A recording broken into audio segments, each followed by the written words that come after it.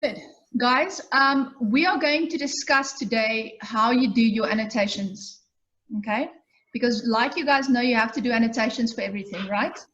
So what I'm going to do is I am going to mute all of you. In the chat section, I want you to record your questions as they pop up in your heads, okay? Record them there, and then afterwards, I'll go through all the questions and answer them, okay? Is that fine? Yes. Yes, okay. Ma'am.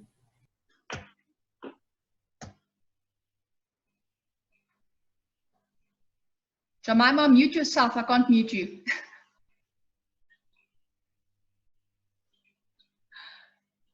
Okay, good.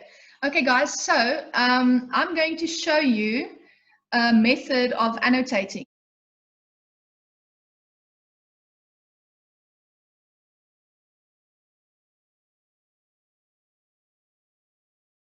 So like all of you know, you need to annotate every single experimentation you do and every single artist research that you've done and inspirational artist imagery that you have.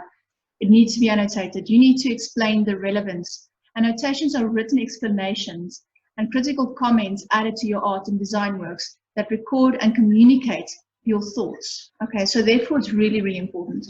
Okay, so I'm going to do a screen share and I'm going to show you a work that we can use to explain annotation further.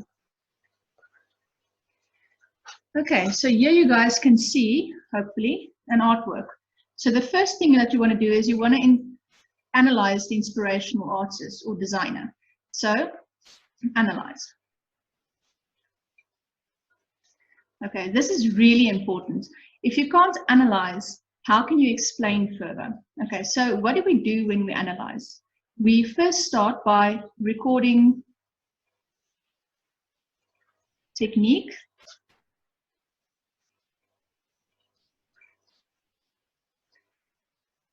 that the artists have used, basic ideas, explain the thinking, all of that. Okay, so if you look at this artwork, for example, the first character you can see is normally the most important.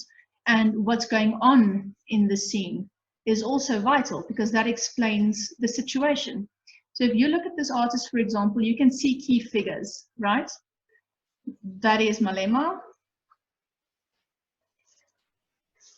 Musi, and Zilla. Okay, so already this tells you something. It tells you that this is South African politics inspired. Okay. So if you've done that, you've already got a basic foundation of what the artwork is about. Now you can go and you can analyze this further. So you can look at the key details. Unfortunately, you can't really see it here, but every single one of them has a key detail that's been added. The blue and the red. And then they each carry symbols. Okay, EFF, DA. Okay, that already tells you that there is some kind of rivalry going on. Then you see two bystanders and one actively participating in a what seems to be a massacre. Okay, this tells you, if you follow politics, then you would know that Malema said that he is not about to play Mickey Mouse games. And in the painting, you can see that Mickey Mouse is being dissected. So apparently, he is playing a Mickey Mouse game, right? But what is the game? And I think that's the entire thing, yeah. And also very, very important is look at the gaze of all of them, except for perhaps her, okay? All of them are looking away. Even the character itself is looking away from the act and looking towards the viewer, thereby trying to either capture your gaze or show you that they are trying to basically show you what's going on, the situation itself. They're trying to focus your attention on them and not necessarily the act, thereby hiding it. Okay. Also, what I want you guys to understand is that if you can annotate a painting correctly, it means that you can really explain your thinking. And it's important because if you can't tell the viewer what you were thinking, then you leave everything up to them. And that's fine, because there is such a thing as the death of the author, which means that you, the viewer, create the meaning in the artwork. Whatever experiences you have will inevitably create meaning. So whoever painted this may have had a specific idea in mind, but that's not necessarily relevant anymore, because your experiences will influence the way you see and analyze the artwork. Okay. So what you also need to do is you need to look at things like composition. Okay, now you can see that there in this painting is a triangular composition. And this is similar of many artworks. If you look, for example, at the Last Supper as well, by Da Vinci, he also used a triangular composition because that focuses on a central point. It creates a focal point in the artwork. And it's vital because it leads your eye towards the main event, whatever that event may be. Then, I also want to show you things like, for example, the background plays an integral part. Every single thing the artist does play a part. There are vague things going on in the background. You can't really see what it is, but that leaves you wondering. It leaves you guessing. It's the void.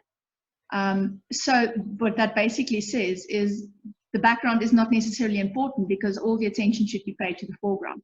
Now, this is very important when you also annotate your own work and when you create compositions, because if the entire attention should be focused on the foreground, then the background should be void. Unless the background adds to the story, then it needs to have detail. If you can see here, the figures almost, well, they are almost cut off, right? They are floating in suspension. Maybe that also leads to more ideas of what the artist meant to do. Okay, annotation can also be used in your own references. For example, if you make note of how you achieve the technique or to record an ideas you may want to do later.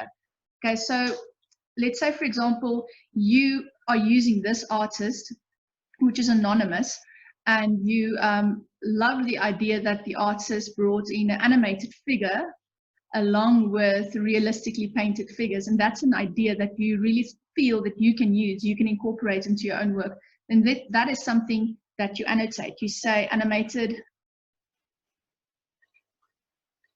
blended with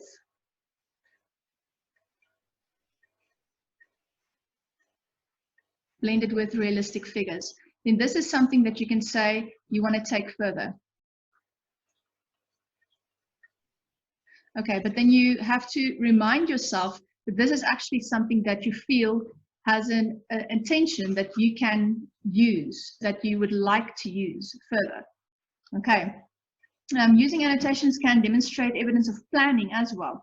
In other words, let's say, for example, you like the idea that the artwork itself is an autopsy, and the fact that all artworks technically are autopsies because they all aim to expose something, to show you something, and this is a literal interpretation of that, then you can actually take that concept further and you can say you want to also show deeper meaning. Okay. Yes. Okay. So, and it always, any kind of annotation always assists when it comes to assessment. If you can prove that you can think further, and if you can prove to whoever is looking at your artwork that you've really thought it through, then you've really achieved something brilliant. Artwork is not just about working off the cuff. Most artworks aren't. You can, of course, if you want to take a Dadaist approach, you can just work automatically, or a surrealist approach. And then automatic writing or painting or whatever comes into play. That's where you think, you don't think, and you just produce. You produce non-stop, without stopping to analyze, without stopping to change or adapt. Whatever happens, happens. Therefore, it's called automatism. Okay. There are so many techniques as well that you can look at. You can, you can look at how the artist approached this painting style. So style would be another thing that you look at? Is it flat? Is it texturized? They use, let's say, for example, stippling or scumbling or underpainting. And then you can say if the artist did use underpainting, in this case, the artist did, how well did they use it? And is it something that you feel adds to the painting? And is it something that you feel you can actually use in your own work later on? Okay, guys, so in a nutshell, that's what I wanted to discuss right now. But we will have more of these videos as time goes on. Okay, I hope that